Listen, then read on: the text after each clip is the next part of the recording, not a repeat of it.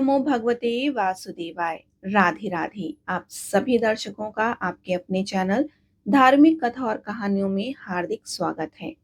आज आप सुनेंगे मोहिनी एकादशी व्रत कथा। उससे पहले हम आपको मोहिनी एकादशी की पूजा विधि भी बताएंगे। तो वीडियो शुरू करने से पहले आपसे अनुरोध है कि अगर आपको वीडियो अच्छी लगे तो लाइक, शेयर और सब्सक्राइब करना मत भूलिए। वैशाख मास के शुक्ल पक्ष की एकादशी को मोहिनी एकादशी के नाम से जाना जाता है। इसे सभी मोह के बंधनों से छुटकारा दिलाने वाली एकादशी मानी जाती है और कहा जाता है कि स्वयं प्रभु श्री राम ने भी सीता से वियोग के बाद मोहिनी एकादशी का व्रत किया था। इसलिए इस दिन भगवान विष्णु जी को समर्पित व्रत किया जाता है और उनकी पूजा की जाती है। हमारे पुराणों में ये उल्लेख मिलता है कि जब कोई व्यक्ति अपने जीवन में पतन की ओर बढ़ने लगता है तो स्वयं की रक्षा के लिए उसे मोहिनी एकादशी का व्रत अवश्य करना चाहिए। यदि मनुष्य किसी ऐसे मोह के फेर में फंस गया हो जो उसके जीवन में दुख और कलह लेकर आए तो उससे मुक्ति पाने के लिए उसे पूरी श्रद्धा से मोहिनी एकादशी का व्रत अवश्य करना चाहिए। साथ ही यदि कोई जातक सुखी और समृद्ध परिवार की कामना रखे तो भी उसे मोहिनी एकादशी का व्रत अवश्य करना चाहिए। मोहिनी एकादशी का व्रत उनके लिए बहुत ही पुण्य फलदायक होता है। आइए अब हम आपको मोहिनी एकादशी की पूजा विधि बताते हैं। एकादशी के दिन भगवान विष्णु की पूजा का विधान है। तो एकादशी के दिन व्रत करने वाले जातक दशमी तिथि की शाम में ही व्रत और पूजन का संकल्प ले लें। दशमी में रात्रि के भोजन के बाद कुछ भी अन्न या फिर एकादशी व्रत में निषेध चीजों का सेवन ना करें। एकादशी के दिन प्रातःकाल उठें, किसी पेड़ की टहनी से दातुन करें और इसके बाद नित्य कर्मों से निवृत्त होकर स्नान करें। स्नान करते समय पानी में गंगा जल मिलाकर अवश्य स्नान करें। स्नान करने के बाद स्वच्छ वस्त्र धारण करें, स्वयं को चंदन का तिलक करें। अब भगवान सूर्य नारायण को अर्घ दें और नमस्कार करते हुए आपके व्रत और पूजा को सफल बनाने की प्रार्थना करें। अब पूजा करने के लिए सभी सामग्रियों को इकट्ठा करें और पूजा शुरू करें।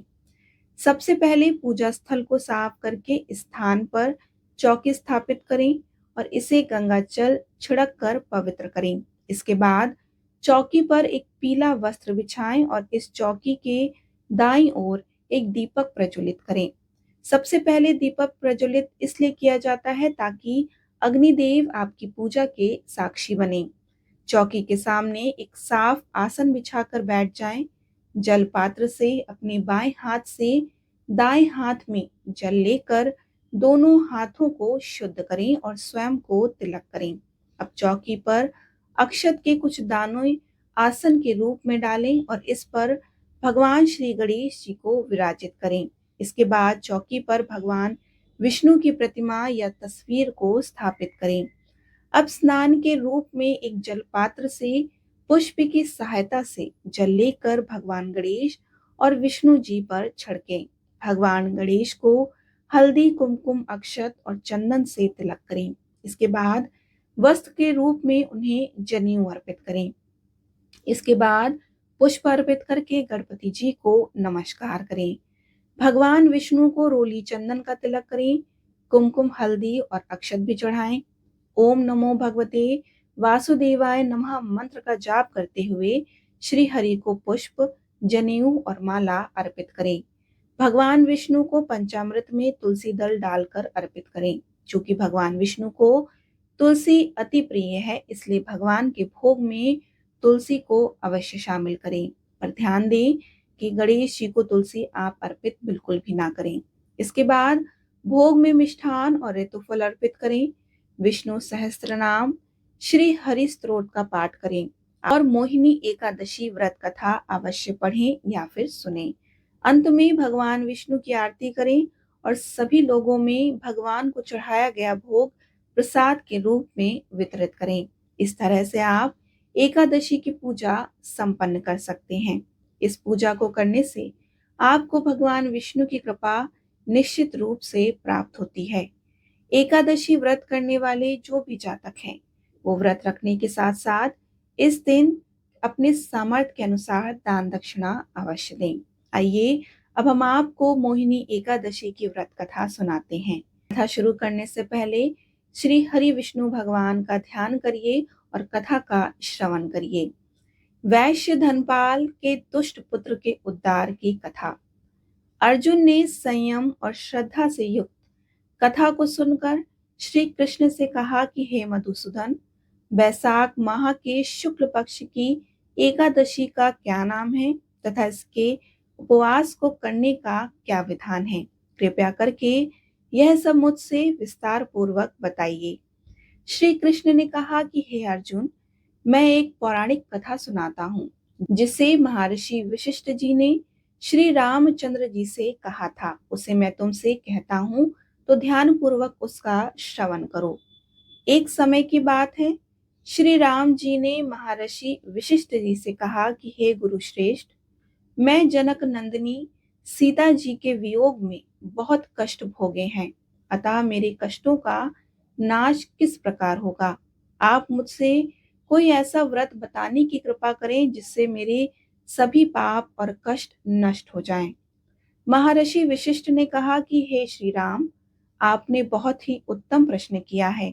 आपकी बुद्धि अत्यंत कुशाग्र और पवित्र है। आपके नाम के स्मरण मात्र से ही मनुष्य पवित्र हो जाता है। आपने लोक हित में यह बड़ा ही उत्तम प्रश्न किया है। मैं आपको एक एकादशी व्रत का महात्म्य सुनाता हूँ। बैसाख माह के शुक्ल पक्ष की एकादशी का नाम मोहिनी एकादशी है। इस एकादशी का उपवास करने से मनुष्य के सभी पाप तथा क्लेश नष्ट हो जाते हैं। इस उपवास के प्रभाव से मनुष्य मोह के जाल से मुक्त हो जाता है। हे राम, दुखी मनुष्य को इस एकादशी का उपवास अवश्य ही करना चाहिए। इस व्रत को करने से मनुष्य के सभी पाप नष्ट हो जाते हैं। अब आप इसकी कथा को श्रद्धा पूर्वक सुनिए। प्राचीन समय में सरस्वती नदी के किनारे भद्रावती नाम की एक नगरी बसी हुई थी। उस नगरी में तुतिमान नामक राजा राज्य करता था। उसी नगर में एक वैश्य रहता था जो धन्य धान्य से पूर्ण था। उसका नाम धनपाल था और वह अत्यंत धर्मात्मा तथा नारायण भक्त था। उसने नगर में अनेक भोजनालय, प्याऊ, कुएं, तालाब, धर्मशालाएं आदि बनवाए। सड़कों के किनारे आम, जामुन, नीम आदि के वृक्ष लगवाए जिससे पथिकों को सुख मिले। उस वैश्य के 5 पुत्र थे, जिनमें से सबसे बड़ा पुत्र अत्यंत पापी और दुष्ट था। वह वेश्याओं और दुष्टों की संगति करता था। इससे जो समय बचता था उसे वह जुआ खेलने में व्यतीत करता था। वह बड़ा ही अधम तथा देवता, पितृ आदि किसी को भी नहीं मानता था। अपने पिता का अधिकांश धन वह बुरे व्यसनों में ही उड़ाया करता था। मद्यपान, मांस भक्षण करना उसका नित्य कर्म था। जब अत्यधिक समझाने बुझाने पर भी वह सीधे रास्ते पर नहीं आया तो दुखी होकर उसके पिता, भाइयों तथा कुटुंबियों ने उसे घर से निकाल दिया और उसकी निंदा करने लगे। घर से निकलने के पश्चात वह अपने आभूषणों तथा वस्त्रों को बेच बेच कर अपना जीवन यापन किया करता था। धन नष्ट हो जाने पर वेश्याओं तथा उसके दुष्ट साथियों ने भी उसका साथ छोड़ दिया। जब वह भूख प्यास से व्यथित हो गया तो उसने चोरी करने का विचार किया। तब रात्रि में चोरी करके अपना पेट पालने लगा। किंतु एक दिन वह पकड़ा गया, परंतु सिपाहियों ने वैश्य का पुत्र जानकर उसे छोड़ दिया। जब वह दूसरी बार पुनः पकड़ा गया तब सिपाहियों ने भी उसका कोई लिहाज नहीं किया तथा राजा के सामने प्रस्तुत करके उसे सारी बात बताई। तब राजा ने उसे कारागार में डलवा दिया। कारागार में राजा के आदेश से उसे नाना प्रकार के कष्ट दिए गए तथा अंत में उसे नगर से निष्कासित करने का आदेश दे दिया। दुखी होकर उसे नगर छोड़ना पड़ा। अब वह वन में पशु पक्षियों को मारकर पेट भरने लगा। तदुपरांत बहेलिया बन गया तथा धनुष बाण से वन के निर्जीव जीवों को मार मार कर खाने एवं बेचने लगा। एक बार वह भूख एवं प्यास से व्याकुल होकर भोजन की खोज में निकला तथा कौंडिन्य मुनि के आश्रम में जा पहुंचा। इस दिन बैसाख का महीना था और मुनि गंगा स्नान करके आए थे। उनके भीगे वस्त्रों की छींटे मात्र से ही इस पापी पर पड़ गईं, जिसके फलस्वरूप उसे कुछ सद्बुद्धि प्राप्त हुई। वह उधम ऋषि के समीप पहुंचकर हाथ जोड़कर कहने लगा कि हे महात्मा, मैंने अपने जीवन में अनेक पाप किए। कृपया कर आप उन पापों से छूटने का कोई साधारण सा तथा धन रहित उपाय बतलाइए। ऋषि ने कहा, तू ध्यान देकर सुन। बैसाख मास के शुक्ल पक्ष की एकादशी का व्रत कर। इस एकादशी का नाम मोहिनी है। इसका उपवास करने से तेरे सभी पाप नष्ट हो जाएंगे। ऋषि के वचनों को सुनकर वह बहुत प्रसन्न हुआ और उनकी बतलाई हुई विधि के अनुसार उसने मोहिनी एकादशी का व्रत किया। हे श्री राम, इस व्रत के प्रभाव से उसके सभी पाप नष्ट हो गए तथा अंत में वह गरुड़ पर सवार हो विष्णु लोक को गया। संसार में इस व्रत से उत्तम दूसरा कोई व्रत नहीं। इसके महात्म के श्रवण एवं पठन से जो पुण्य प्राप्त होता है वह पुण्य 1 सहस्त्र गोदान के पुण्य के समान होता है।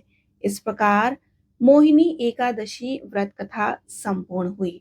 बोलिए श्री हरि विष्णु भगवान की जय। एकादशी मैया की जय।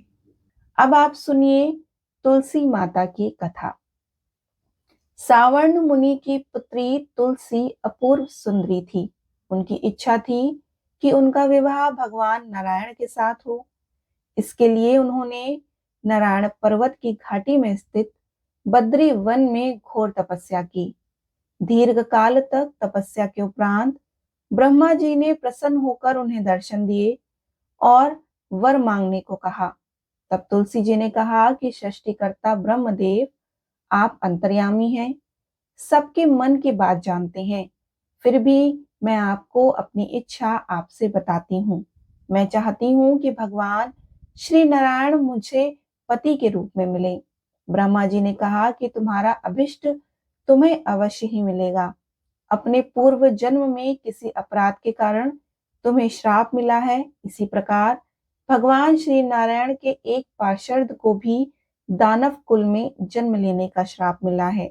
दानव कुल में जन्म लेने के बाद भी उसमें नारायण का अंश विद्यमान रहेगा। इसलिए इस जन्म में पूर्व जन्म के पाप के शमन के लिए संपूर्ण नारायण तो नहीं मिलेंगे, लेकिन नारायण के अंश से युक्त दानव कुल जन्म उस श्राप ग्रस्त पार्षद से तुम्हारा विवाह होगा। श्राप मुक्त होने पर भगवान श्री नारायण सदा सर्वदा के लिए तुम्हारे पति हो जाएंगे। तुलसी ने ब्रह्मा जी के इस वर को स्वीकार कर लिया, क्योंकि मानव कुल में जन्म के कारण उस मायावी भोग को भोगना ही था। तुलसी बद्रीवन में ही रहने लगी और नारायण का वह पार्षद दानव कुल में जालंधर के नाम से पैदा हुआ। कुछ दिन बाद वह वहीं बद्री वन में आया, जहां तुलसी को देखते ही वह उस पर मंत्र मुग्ध हो गया। तुलसी के सामने उसने अपने विवाह का प्रस्ताव रखा और इतने में ही वहां ब्रह्मा जी आ गए और तुलसी से कहा कि तुलसी, जालंधर को देखो, ऐसा देवो उसका स्वरूप है। दानव कुल में जन्म लेने के बाद भी लगता है जैसे इसके शरीर में नारायण का वास हो। तुम प्रस्ताव को सहज ही स्वीकार कर लो। तुलसी को भी लगा कि उसकी तपस्या पूर्ण हो गई और उससे इच्छित फल मिला। तब जालंधर के साथ उसका गंधर्व विवाह हो गया। वह जालंधर के साथ उसके महल में पत्नी बनकर आ गई। जालंधर ने अपनी परम सुंदरी सती साध्वी पत्नी तुलसी के साथ बहुत दिनों तक राज्य किया और उसने अपने राज्य का इतना विस्तार कर दिया कि देवलोक तक उसके अधिकार में आ गया। स्वर्ग का सुख भोगने वाले देवताओं की दशा भिखारियों जैसी हो गई। जालंधर किसी को कष्ट नहीं देता था, पर अधिकार और राज्य छिन जाने से सारे देवता मिलकर ब्रह्मा, विष्णु और शिव जी की सभा में गए और अपनी विपत्ति उन्हें सुनाई। ब्रह्मा जी ने कहा कि तुलसी परम साध्वी है, उसका विवाह जालंधर से मैंने ही कराया था। जालंधर को तब तक नहीं हराया या मारा जा सकता है जब तक तुलसी को ना छला जाए। विष्णु जी ने कहा कि जालंधर पूर्व जन्म में मेरा पार्षद था। श्राप के कारण उसे दानव कुल में जन्म लेना पड़ा, तो इस जन्म में भी मेरा अंश उसमें व्याप्त है। साथ ही तुलसी के पतिव्रता धर्म से वह अजय है। फिर देवताओं की सहमति से भगवान शिव ने जालंधर के पास संदेश भेज दिया, या तो वह देवताओं का राज्य लौटा दे या फिर उनसे युद्ध करे। जालंधर शंकर जी के पास पहुंचा और उसने कहा कि देवाधिदेव, आपके लिए देवताओं का पक्ष लेना उचित नहीं है। राज्य बढ़ाना हर राजा का कर्तव्य है। मैं किसी को दुखी नहीं कर रहा हूँ। देवताओं से कहिए कि भाई मेरी प्रजा बनकर रहे। मैंने आपका कोई भी अपमान नहीं किया है। हमारा आपका युद्ध तो शोभा भी नहीं देता। अगर आप हार गए तो बड़ी लज्जा की बात होगी, अगर मैं हार गया तो आपकी कीर्ति बहुत अधिक नहीं बढ़ेगी। भगवान शंकर फिर हंसने लगे। वे तो सब रहस्य समझते थे। तुलसी और जालंधर के पूर्व जन्म के श्राप की अवधि लगभग अब पूरी हो चुकी थी। फिर शंकर जी बोले कि इसमें कीर्ति और लज्जा की क्या बात। तुम देवों का राज लौटाकर उन्हें उनके पद पर प्रतिष्ठित होने दो।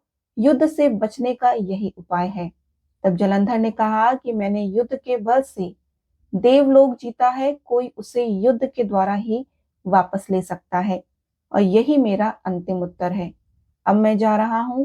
ऐसा कहकर जालंधर वहां से चला गया। उसने अपनी पत्नी तुलसी को सारी बातें बताई और कहा कि कर्म भोग सब काल सूत्र का बना है। जीवन में हर्ष, शोक, भय, सुख, दुख, मंगल, अमंगल काल के अधीन हैं। हम तो केवल निमित्त हैं। संभव है भगवान शिव देवों का पक्ष लेकर मुझसे युद्ध करें। तुम चिंता मत करना, तुम्हारा सती तेज मेरी रक्षा करेगा। दूसरे दिन भगवान शंकर के नेतृत्व में देवताओं ने युद्ध छोड़ दिया।